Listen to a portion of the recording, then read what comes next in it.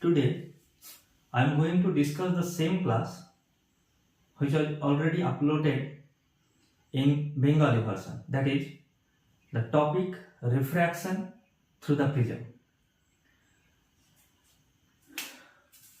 So let us start. What is prism? We all know that prism is a dispersive medium, just like water droplets. What are dispersive medium?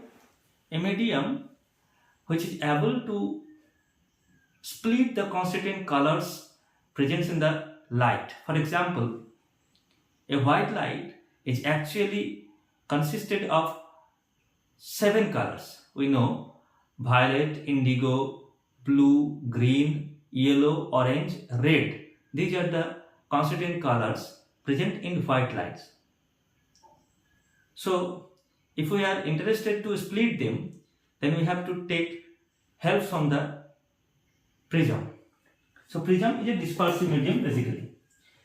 It may be in different form, and I have taken a prism which looks like this. The face, it is actually having 3 rectangular faces on this, and another one is this, and 3 triangular faces actually, this side and this side. The face on which the prism is actually said to be placed is the base. So basically this is the base of the prism, and there are 2 faces now, 2 rectangular faces where the refraction phenomena can be occurred. This surface and this surface. These 2 surfaces are the refracting surfaces. So refraction can take place here. Now the angle made between these 2 refracting surfaces, that is this angle, will be called angle of the prism. For an equilateral triangle, this angle of the prism will become 60 degree. Okay. So if we are having to discuss the refraction through the prism, then we have to draw a diagram, but as it is in 2D, or we have to place it in a board, so we are going to represent the same prism but in 2D case. So what will be the figure? The figure will be like this. Okay. This is actually called the principal section of the prism, and we are going to name it as PQR. Okay, and this angle is the angle of the prism, and I am taking it to be named as A. A is the angle of prism. Consider a light is coming from the air medium and entering to the glass medium, and again it is going from glass to the air medium. We know whenever light will travel in a particular transparent medium, it will follow the rectilinear path. But whenever it will change the medium, it will change its direction also. And what will be the direction? It depends on whether it is going from the rarer medium to the denser medium, or denser medium to the rarer medium. Now, considering this to be air, this to be glass, this to be air, we can consider that this is the rarer medium, this is the denser medium, and this is the rarer medium. So first of all, light is coming from the rarer medium and entering to the denser medium, and again it is going from the denser to the rarer medium.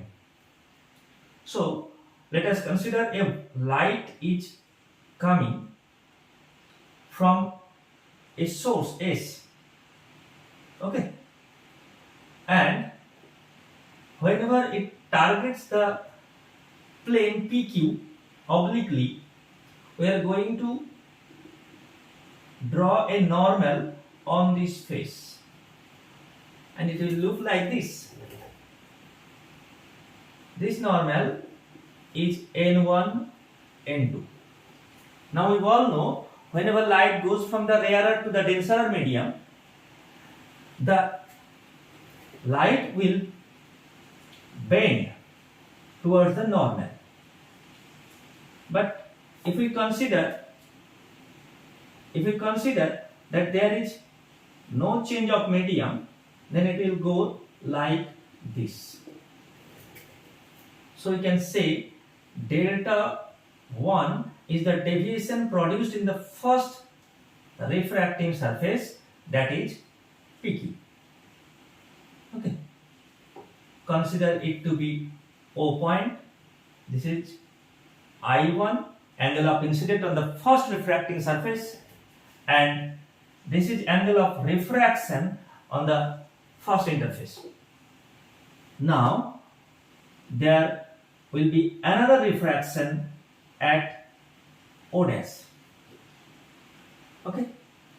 So now light will come from the denser medium and it will enter to the rarer medium. So what will be the direction? It will be away from the normal. So let us draw the normal. The normal will look like this. So N3, N2 is the normal drawn on the refracting surface PR. So at the second interface, that is PR, the angle of incidence is considered to be R2. Now, whenever it will go from the glass to the air medium, it will go away from the normal as it is coming from the denser and entering to the rarer medium. So it will be like this. Okay. Consider the angle of refraction in the second interface to be I2. As there is a change of medium, there will be deviation also. And to create the deviation, we have to extend this line in the back side. So this will be the deviation delta 2 produced on the second interface. Now we are going to name some points. Consider this point to be Z and this point to be S dash. So I am again repeating the entire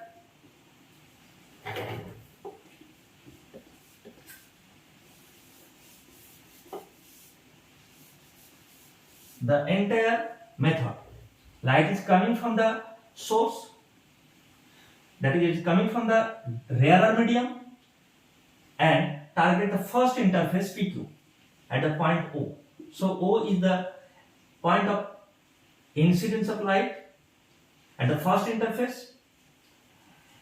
If there is no change of medium, then it will go through this line. But as there is a change of medium, we have to know whether it is going from the rarer or denser medium, and it will decide whether the refracted light will go from the rarer medium, will go away to the normal or towards the normal. As it is going from the rarer medium to the denser medium, it will be towards the normal. So at the point O, it will go along O dash. R1 is the angle of refraction on the first interface and I1 is the angle of incidence in the first interface. As I1 is greater than R1, so there will be a deviation which is delta 1. Again, the light O dash will be the angle of will form an angle of incidence R2 at the second interface, that is PR, and as it is going from the denser to the rarer medium, it will follow O dash S dash, that is away from the normal. At the second interface, the angle of incidence is R2 and angle of refraction is I2. It is very clear that I2 is greater than R2, so there will be deviation. consider it to be delta 2 by extending that line O dash S dash. So on the first interface the deviation is delta 1, on the second interface the deviation is delta 2. So the total deviation will be delta 1 plus delta 2. Okay. Consider this triangle OZ O dash. This will be the total deviation. Total deviation means the angle between the original incident light and the final emergent ray, that is this line and this line. So this is the total deviation produced, which is delta, and we know this delta will be equal to delta 1 plus delta 2. From triangle OZ O dash, from triangle OZ O dash, delta is equal to delta 1 plus delta 2. What will be the value of delta? 1. Delta 1 is equal to I1 minus R1. As I1 is greater than R1, so delta 1 is I1 minus R1.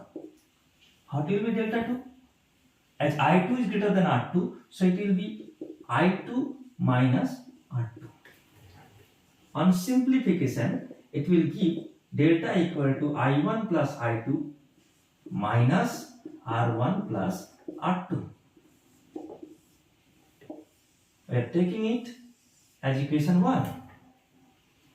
Now, we know the total angle of a quadrilateral, that is sum of the 4 angles of a quadrilateral, will be 360 degree, and sum of 3 angles of a triangle will be 180 degree.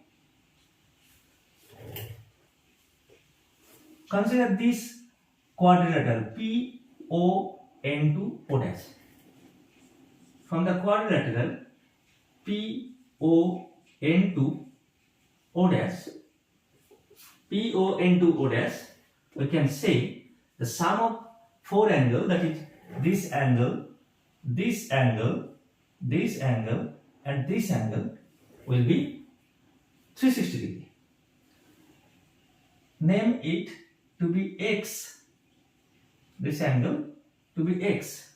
So we can say A plus, as this is the normal, so it will be 90 degree.